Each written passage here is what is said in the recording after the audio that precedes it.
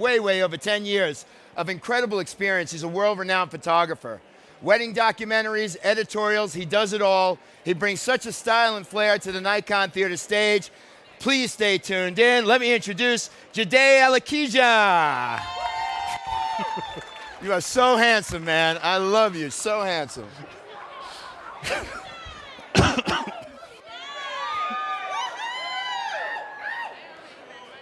Wow. Okay. Can you all hear me? Yeah? All right, cool. All that pressure.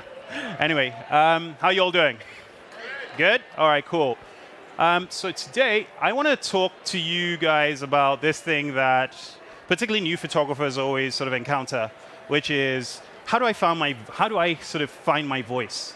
I want to kind of give you guys some tips, some things that I've learned in my own sort of mini 15-year journey as a photographer, photographing weddings, photographing scenes on the streets, and telling stories. So, what is this thing called a photographic voice? People always ask this question of, what is my voice? What is my style? And I want you guys to think of the literal voice in a literal sense. Let's think of Coldplay. How many of you guys know about Coldplay? You guys love Steve Martin? Awesome. So you know that song Clocks? You know, every time you hear do-do-do-do-do-do-do, I'm not going to sing it. But anyway, every time you hear it, it kind of gets you into a certain groove. And you already think about Coldplay. Somebody else sings the song, you think of Coldplay, even if it's not Coldplay. And that's the whole point of having a voice. It's about having some sort of signature that people can kind of identify with. Why is this so important? It's all about identity. It's all about people being able to know whenever they see your photograph, they say, that is a Chip Dizzard photo, or that's a Kanayo Odibe photo, or that's a, Bambi Cantrell photo. Even if it's taken in a different way, say for instance, you took some inspiration from somebody else's photo, they tell you it was like that person's photograph. But having a sort of unique voice really kind of hones in on you. So we're going to talk about ways that I have found, or things that I've learned, particularly to do with feeling, to generate that voice. So my background really started off by creating a web page where I started taking photographs every single day as a photographer. I wasn't really bothered about a voice. I didn't really care about what I was doing. I just loved what my camera did. I don't know, a lot of people buy these cameras, we buy cameras, we buy the lenses, we're like, oh, let me take a picture where the background's completely blurred. Or let me take a picture where I can compress everything. And that was pretty much what I was doing. And one thing that I did then was portraiture. I love taking portraits of a lot of people wherever I saw them, and I had a distinct style in the way I'll take portraits. I always put the camera from above. I always kind of position myself in that sense. And that was the only way I knew how to take portraits. Why? Because I saw the way someone like Georgionis did it, and I thought, that's how you take portraits. But then again, that was his voice. It wasn't my voice. I went, like most other photographers, photographing landscapes. And I think it was then truly I started to discover the things that kind of resonated with my own eye, or my own voice, as it were. I was developing my voice. And it really came in when I started to manipulate the images. So for instance, you can imagine this image had a really nice blue sky, really interesting, or maybe not so much interesting, sort of shrub layout. And then just by playing around with colors and playing around with textures, I was able to create things that made me feel something. So think about it this way. Whenever you're creating, you take a photograph of something, and you clicking, and you look at it and you go, oh, wow, that is amazing. And then you're clicking and clicking more, and you're like, wow, this is really, we're getting somewhere. I'm sure a lot of you can identify with that. That thing itself is like some sort of divine fire. It's not something that you're creating. It's something that's just happening. And it's kind of really kind of generating some sort of welling in you that makes you want to kind of carry on creating those sort of things. And this is what the voices of this voice is about. And it's something that you have to allow sort of grow in you, if that makes sense. So, how does that make you feel? It's a question that I always ask myself every time I take a photograph, or every time I look at a photo. How am I feeling? What is that voice saying within me? Even though I've taken a photo, I've not really thought so much about it. I look at it and I go, what is this? What actually happened at that point? And also, when I saw that scene, so many times you take photos, and I'm sure you guys have this. You take a photograph of something, and you go, that's not exactly what I saw. That's not what I felt. And in your mind, you know what you felt, you know what you saw, but then you look at the photograph, and it's not delivering the same message. And that's the thing. Photography is the art of actually trying to create some sort of connection between what you saw and what actually is, if that makes sense, right? So I'll give you another example. This photo was taken in Trafalgar Square in London. I just bought a brand new 24-70, and I was shooting the aperture priority because I didn't know how to shoot in manual at the time. And I was shooting the pigeons as they were flying around, and I was tracking them using the continuous mode on the camera. And of course, because I'm shooting up, I'm exposing for the sky. So I had this rapid burst mode in which I got this moment. And I remember looking at this picture when I got back to my computer going, oh my goodness, that is amazing. And it was amazing because it connected with something in me.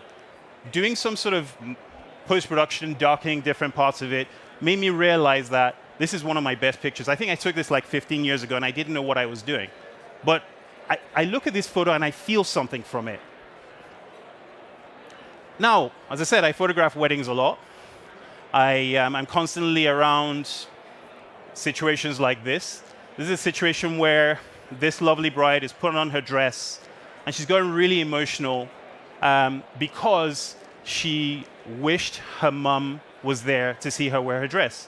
And of course, at the time, well, not at the time, but her mum couldn't make the wedding. But her auntie at the bottom is wagging a finger saying, don't you cry. Please, this is not the moment to cry. At the time, I wasn't really thinking about what was going on. I was just thinking about the composition. I was trying to do something that had sort of a Fibonacci spiral. So you can imagine a line coming in from the bride all the way down to the finger. But then just kind of feeling the moment led me to this point where there was this big hug and embrace. And through that, I realized I started to feel something. And that's what kind of drove me, if that makes sense. Using inspiration from paintings, I'm able to sort of define how I want to sort of send the message of what I want to do. So for instance now, at this point, I've already developed the kind of images that I want to develop. I said to myself, I want my images to be dramatic. I want to feel something. So I decided, on the dance floor in weddings, I want to send that same message. And looking at Caravaggio's images where he's crushed the blacks and using highlights, he's able to do that. So I've taken the same ideas to use that same sort of feeling, using lighting to send the same message. So using inspiration, you're able, like if you see something, you're like, oh, wow, this actually sends the message that I want to convey. Let me try and create images that do the same thing. Even in the same way as well, I've taken arrangements of people and used that to create the same sort of feeling or the same sort of expressions as well.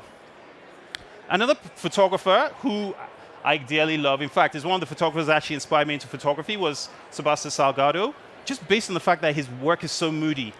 And I really love mood. So I've taken those same ideas looking for scenes that are very moody. Mood really matters in everything that you're doing. You're not just taking pictures because of how they look or how beautiful they are, but also try to think about the mood, how you feel. A lot of the times when we take a lot of scenes, we're forgetting about how we're feeling. You've probably heard this phrase a lot, shoot from your heart. And a lot of times, people always tell me, what does it really mean to shoot from my heart? It really means just shooting from your gut. So I'll explain. This scene actually started because I was walking down the streets in the city where I'm from, which is Lagos, and I saw these two kids playing around. They loved my camera. They wanted me to take some pictures of them. So I started taking pictures of them. Then I saw the door, and I asked them to stand by the door. And then we started playing around. Then I put the camera down, and then they started covering their faces. We were playing peekaboo together. And I think at that point where I took my finger down, and my hands down, I noticed that they had their faces there, and they were giggling. And that connection resonated with me. And that's what shooting from your heart is all about. It's shooting from your guts. It's not really thinking about it, just going for how you feel. And you want to get into those situations. David Allen Harvey, I don't know how many of you know about David Allen Harvey. He has this phrase, it says, photograph what it feels like, not what it looks like. So, what does that have to do with this photograph? This scene actually started with me actually in this position over here. And the couple actually came, they sat down, the vicar started talking to them, and I completely got barraged by this entire, band of paparazzis. And I think at that time, there was a big sense of frustration that came out. And at that point, I thought, you know what? I'm getting out. I don't really want to be taking photographs of all these people over me. But then I think, looking at it, I realized that, oh my goodness, this feels very, very choked up. I'm going to photograph that.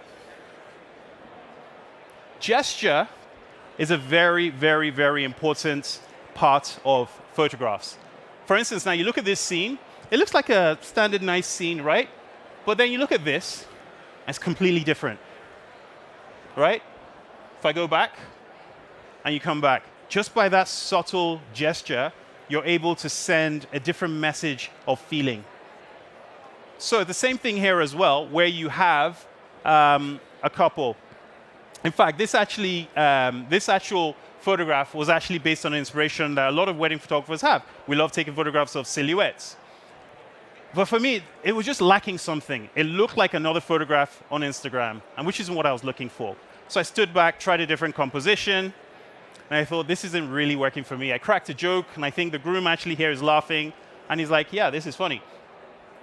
So I thought, okay, let me try something different, changing the exposure. I asked them to play games with each other, and then she just flicked some water in his face. And I thought, oh my God, you've got to do that again, but do that with so much more energy. And from that, we're able to get a different story, something that was more unique to them, something I felt, and something that was really all about them. And it wasn't sort of this whole idea of, I've got to create this photograph, but it was more of, how do I sort of tell their own story? So the idea is, try and get the story together, and then use the rules to guide you. But of course, rules were meant to be broken. The rule of thirds definitely was completely broken in this one. And using these ideas of breaking rules, I'm able to sort of show different stories and sort of share different sort of compositions, as it were. So this is what I saw, or rather, this is what the camera saw. This is what I saw. Rather, in the sense that this is kind of the thing we always go for. But then you want to send a different message of feeling, if anything makes sense. At the same time, when I'm walking down the streets a lot of the times, there are a lot of times I get into situations where I'm just like, well, that looks interesting, and I just take a photograph of it. And then after a while, you come back and you look, and you're like, oh my goodness, there was something in here. Like this scene over here where I saw this young girl on the beach in Lagos again, and I heard her praying. She was praying to whatever she was praying to, and I think at that point I just sort of quickly took the shot and then just kind of ran away because I was scared. And I think upon looking at it, I realized later on that there was a lot more depth. Sometimes you want to kind of put yourself in that position where, prepare yourself, things may happen. So I could be in a wedding scene, and this particular moment happens. You can't sort of get your camera ready and start sort of setting your camera up to come and take the photograph. You've got to be ready at all times because you never know what's going to happen. And there are times when you go into some scenes where you've taken so many photographs there and it's just not working out. Myself and my really good friend Joshua Dwayne, we did this shot together, and I remember Josh said to me, I was like, dude, I need a space where I want to take this picture with this couple. And I was like, where can we do this? I've been here so many times, there's nothing. And Josh was like, maybe we should just try going upstairs. And we went upstairs, and then it just hit me. All that feeling just kind of came within me. Because then I was looking for that drama. And we said, why don't we put a warming gel on the couple and create some sort of story out of that, which is actually what's made this whole thing. And there are times when you need to put the camera down, where you just you can't see anything that's happening. You can't really see a frame in that particular mist. And in this particular photograph, what actually happened was, while we were taking photographs of the couple, it started to get dark. It had just rained. And I was saying to my second shooter, I was like, what are we going to do? I don't know. Maybe we should just go back in. But they're like, but there's that really interesting fog over there. What can we do? And I think it was until we took the stairs up and then we saw this scene, we decided we can create some sort of moment over here. Let's create a moody portrait, as it were. And then there are times when you are listening in. Like I said, you're hearing stories, you're hearing a big roar by the groomsmen who are around you, and you're thinking, what is going on over here? Then the groom now puts the ring on the bride's finger, and then you're like, ooh, the groomsmen are they're even like more excited, more energetic about the whole experience. And then you're thinking, when they're going to do the first kiss, I know something else is going to happen. I'm going to take a step back. Instead of going tight in, I'm going to take a step back slightly and just kind of take my picture from there. This was taken at a really good friend's wedding of mine. And just again, like I said, feeling the story. As the main photographer, you really should be with the bride and groom, right? But that really wasn't actually what was happening here. I felt what was going on for the bride's mother over here. In fact, the gentleman whose wedding I actually shot here is actually standing over here. And there are times when you're feeling something so that you feel something so strong, you're like, you know what, forget about the main photo. I'm going to take this photograph instead. And this photo led to this photo because of the story that was going on between the bride's mom and the bride. The same thing here as well. The bride here, Ashley, was walking up on the aisle by herself. I was with the groom about 10, 15 meters away, and this was a day that her grandma, who couldn't walk, was always using a walker, decided that I'm going to walk with you down the aisle because this is your most important day. And as she started to get up and walk towards her, the bride started getting very emotional. And it was such a teary moment, so much so that I felt like I had to run down the aisle. I pissed off Daniel, the videographer, because I was in his video. And then had to position myself in that position where I knew I would get the best moment, because this is something I know would be very, very dear to them in years to come. Perspective is really, really important. And what I mean by that is you should always try and put yourself in a position where you're going to get the best angle of the feeling you're trying to capture. So like this scene, for instance, now. This happens in a lot of African American weddings. The best way to show height is by going low, just by choosing the better perspective. So I'm going to, guys, show you a couple of videos to just kind of illustrate that whole point of perspective.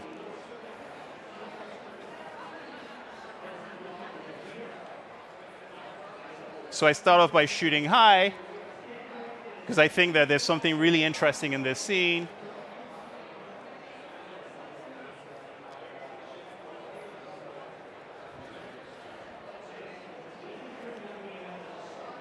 And they're all dancing to the music that's being played on the TV screen.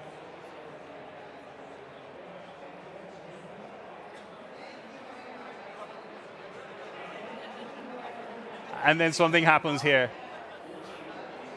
The bridesmaid runs to the bride.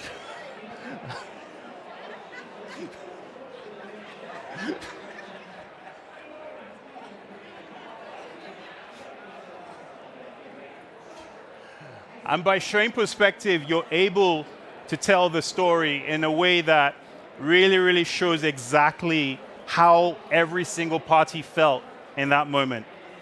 All right, here's a different one.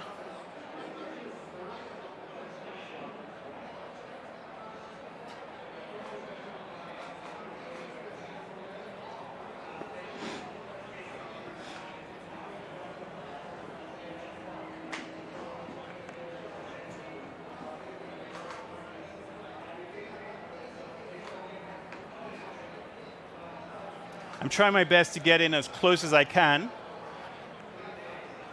because I really want to feel the impact of what's actually happening here. So this is a groom who's getting married, reading a message from his bride.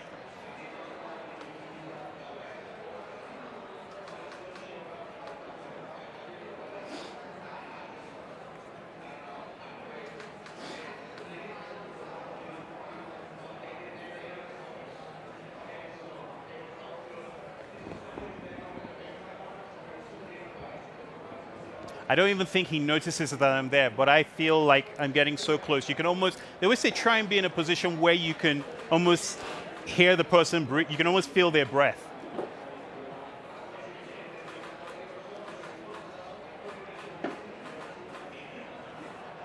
And then I get really curious and I ask him a question.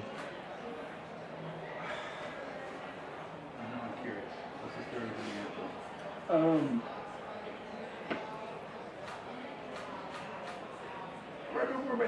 Right before my dad passed away, he said that he told me that after he was gone, he's gonna apple over the apple tree and drop an apple on my head.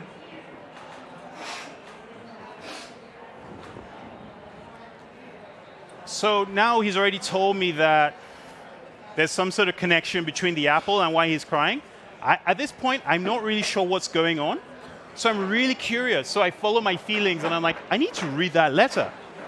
So at one point, while he's reading the letter, I take a photograph, well, actually before that. And these were the shots at the time. But then I take a photograph of this letter because I really wanted to understand what it meant. And in the bottom left-hand corner, this is exactly what the bride wrote. She says, remember what your dad said, let this apple be a symbol that I was sent here to be your wife. And then he told me that one of the reasons that he really, really, really loves his wife so much is the fact that she really listens to him. And she really, really, really understands him in a way that nobody else understands. It really, when I heard that prose, it made me really think a lot about what I was doing as a photographer, as a journalist. So much so now, I take that whole idea into my portrait sessions now. Whenever I meet a couple, I really want to get to know more about them and more about who they are, but also I want to get a sense of feeling. So this is a really, really lovely couple. In my opinion, they're very introverted, but also very, I don't want to say flamboyant, but they're all about style. So in terms of creating their images, I really wanted to sort of tell that story. I really wanted to use that to, if anything, show the feeling in who they were. I didn't want to sort of take something I'd done before somewhere. As I said, the groom was very introverted, so I wanted to show that. And the bride was really all about beauty, and I really wanted to show that. And they were really about being together in themselves, and they're also a very private couple. And I really wanted to show that. The same thing here with another group of friends of mine. I just got the impression they live in this very, very different world. He's come all the way from India, and she's been based in the United States pretty much most of her life. And they live in a very, very different world from most people. I really wanted to kind of use that to sort of guide me in terms of creating my images. And that's pretty much how I've used the inspiration of who they are to create the poses that I use and the stories that I tell. So, based on that, my voice is pretty much this, which is, I know I'm making these images because I want these stories to be cemented in people's hearts for years and years and years to come. So in terms of creating finding your voice, obviously it's not about sort of trying to do it my way, but really dig deep within yourselves and ask questions about the things that really resonate with you. Not the things that you think will get the most number of likes on Instagram, but rather the things that really, really speak to you. Because once you start from that foundation, you can build on your own voice as you keep going on over time to come. Thank you very much. Ladies and gentlemen, Jide Alakija.